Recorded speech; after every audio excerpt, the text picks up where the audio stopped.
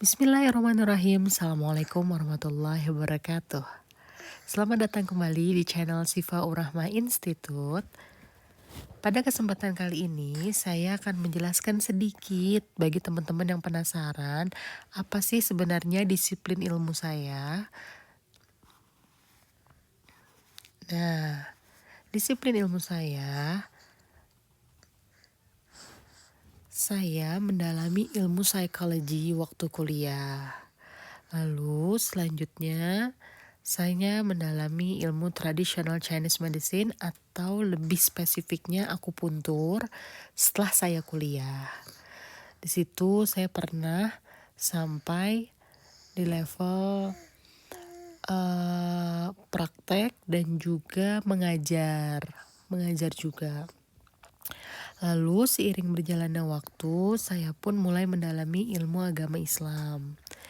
Nah, dari 3 disiplin ilmu ini, maka saya mengkolaborasikannya sebagai bentuk jalan saya bisa mengobati orang banyak.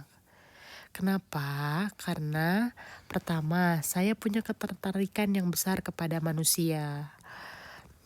Jadi kalau ada orang yang satu dia senengnya fokus ke benda atau fokus ke manusia, nah saya lebih ke manusia.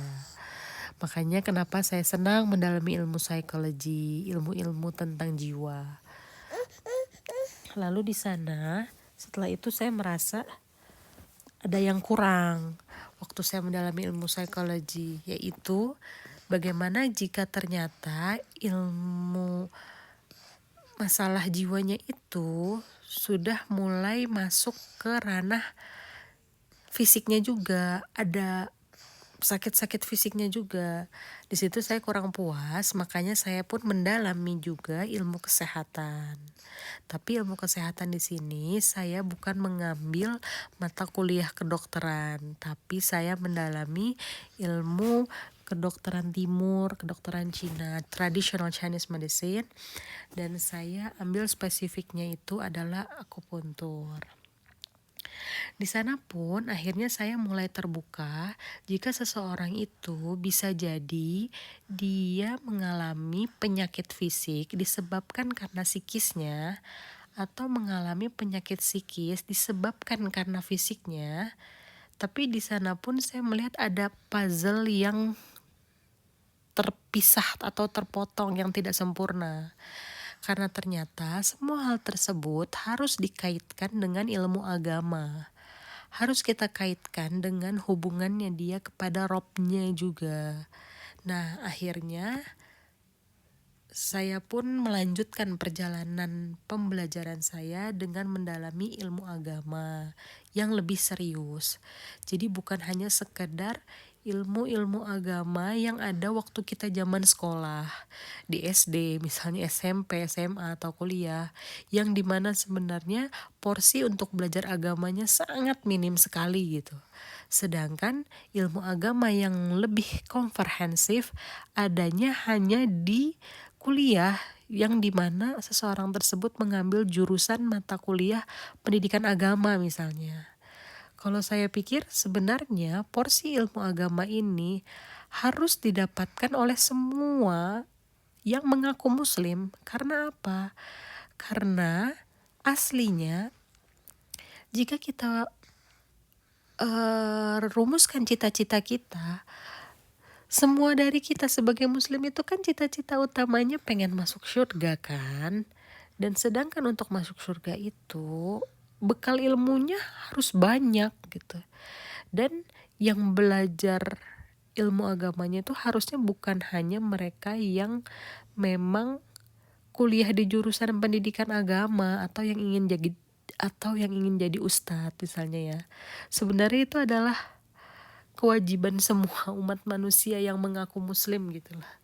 Ya tapi saya bersyukur sekali walaupun ini menjadi urutan yang terakhir waktu saya mempelajari ilmu, Tapi pada saat saya mempelajari ilmu agama, alhamdulillah Allah masih kasih hidayah dan taufik untuk saya mendalaminya.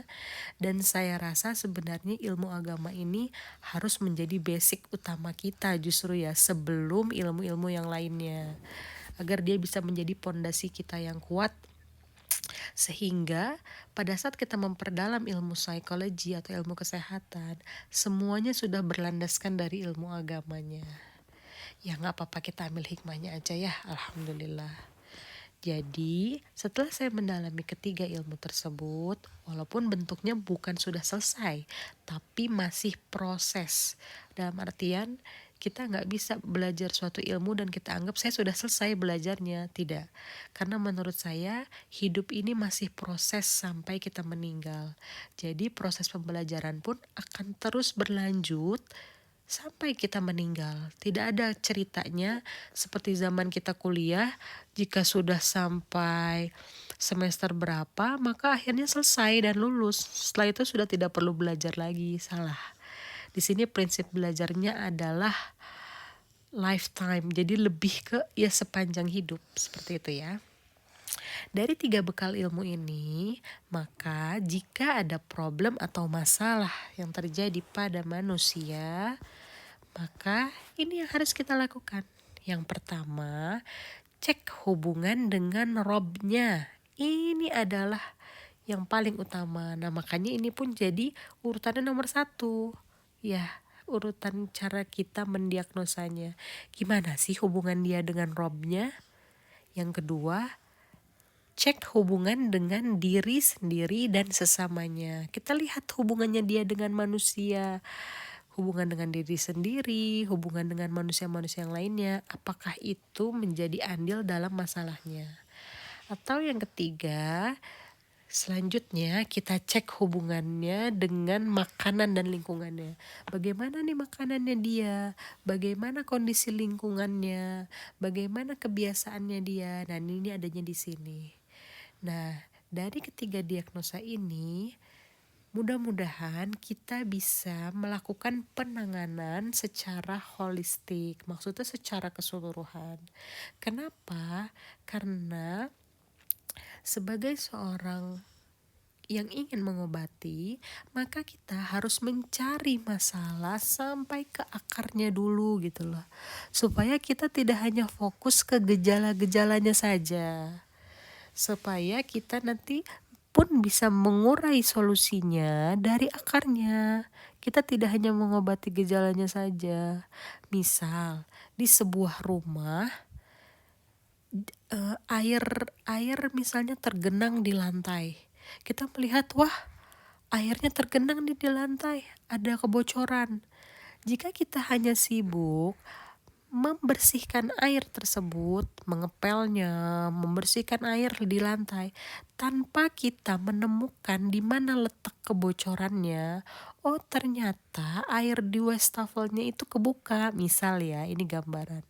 Selama kita tidak menemukan akar dari masalah kebocoran tersebut, ternyata keran di wastafel yang kebuka, maka selamanya kita akan lelah dalam membersihkan air yang tergenang di lantai saat kita belum bisa menemukan sumber kebocorannya. Nah disinilah letak cara kita mendiagnosa masalah yang benar atau yang lebih baik. Di saat kita sudah bisa melakukan penanganannya secara holistik, kita menemukan akar masalahnya dan kita mulai bantu selesaikan dari akarnya. Insya Allah gitu ya teman-teman ya. Karena menurut saya the real tabib itu adalah orang yang dapat mengobati, orang yang memiliki atau sama Allah dianugerahkan ilmu pengobatan. The real tabib adalah mereka yang dapat mengobati orang banyak dengan 3 disiplin ilmu. Kita bantu kesehatannya secara fisik, kita bantu psikologinya secara jiwa, dan kita sempurnakan dengan ilmu agamanya. Atau kita perbaiki hubungan dia dengan Robnya. Gitu teman-teman. Alhamdulillahirrabbilalamin. Semoga ini jadi bahan renungan kita sebelum kita masuk ke pelajaran pertama. Jadi yang sebelum-sebelum ini episodenya adalah episode mukaddimah. Tapi mudah-mudahan mukaddimahnya ini bisa membantu kita membuka cara pikir kita, membuka cara belajar kita untuk kita bisa memahami, mengubah cara bermain kita, cara pandang kita terhadap ilmu kesehatan yang ada di channel Sifa Urama Institute ini. Begitu ya teman-teman. Semoga Allah memudahkan setiap langkah kita, setiap niat kita untuk mempelajari ilmu Allah ini. Amin ya robbal alamin. Sampai sini dulu episode sekarang. Sampai ketemu lagi di episode berikutnya. Assalamualaikum warahmatullahi wabarakatuh.